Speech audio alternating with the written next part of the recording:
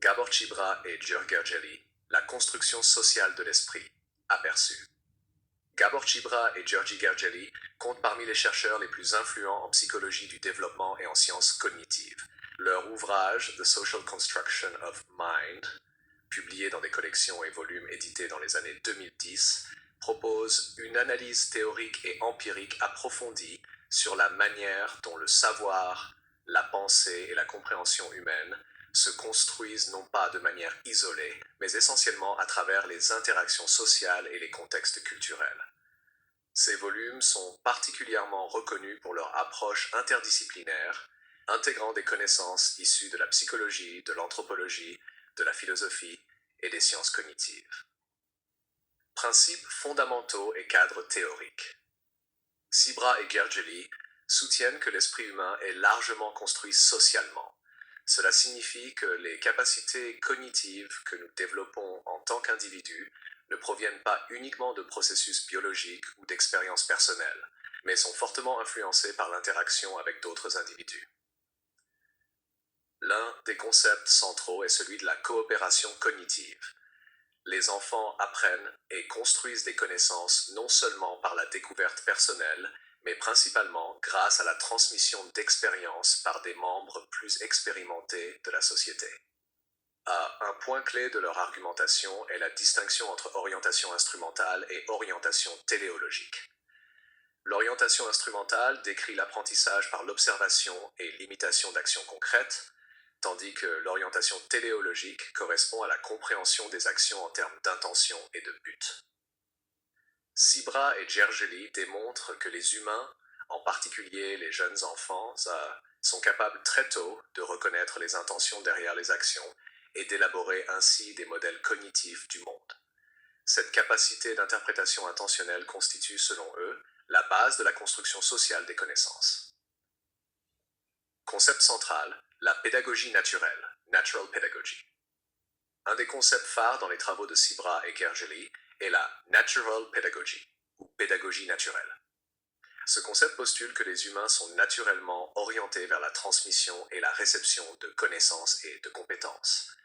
Les enfants ne sont donc pas de simples récepteurs passifs d'informations, mais des interprètes actifs capables de détecter les indices montrant l'intention des enseignants. La pédagogie naturelle comporte plusieurs éléments clés. 1. Signaux ostentatoires.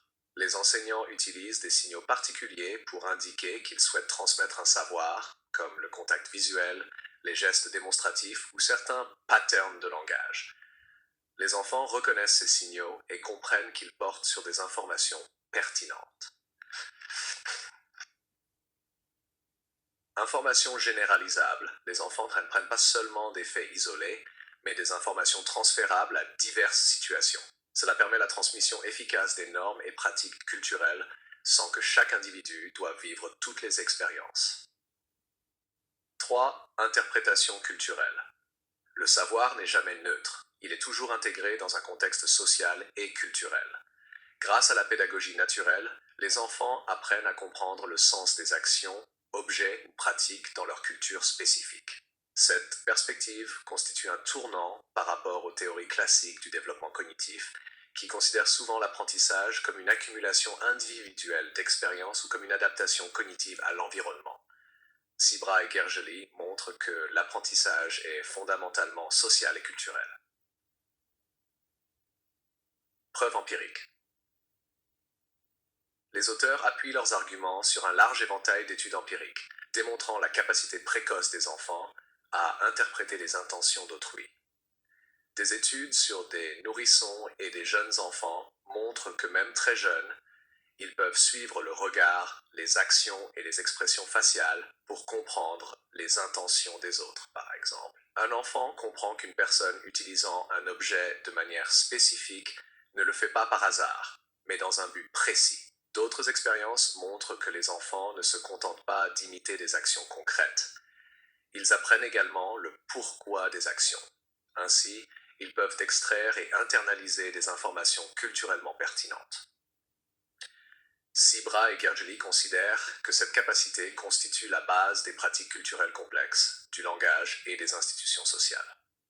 Construction sociale de l'esprit et culture. Un objectif central du volume est de montrer le lien entre la cognition individuelle et l'évolution culturelle. Sibra et Gergely adoptent une perspective duale. D'une part, le développement cognitif est influencé par le patrimoine biologique et les expériences personnelles. D'autre part, les processus sociaux et culturels jouent un rôle déterminant dans la formation de l'esprit. Les auteurs soulignent que la culture ne se réduit pas à des artefacts externes ou à des normes, mais qu'elle se construit activement dans l'esprit des membres d'une société. L'apprentissage est donc toujours une forme de construction active du sens. Ce cadre permet de comprendre des phénomènes culturels complexes tels que le langage, la religion, la science ou les normes morales sous une perspective évolutive centrée sur les processus de médiation sociale. Application et implication. Les concepts théoriques de Sibra et Gergely ont des implications importantes dans plusieurs domaines. 1. Éducation. La reconnaissance du rôle central de la transmission sociale suggère que les méthodes pédagogiques devraient s'appuyer davantage sur les signaux ostentatoires et la communication intentionnelle.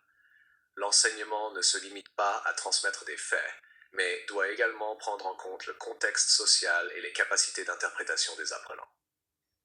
2. Psychologie cognitive. L'orientation téléologique enrichit les modèles classiques de l'apprentissage, montrant que la cognition ne se limite pas à la répétition ou au renforcement, mais implique la capacité à comprendre les intentions.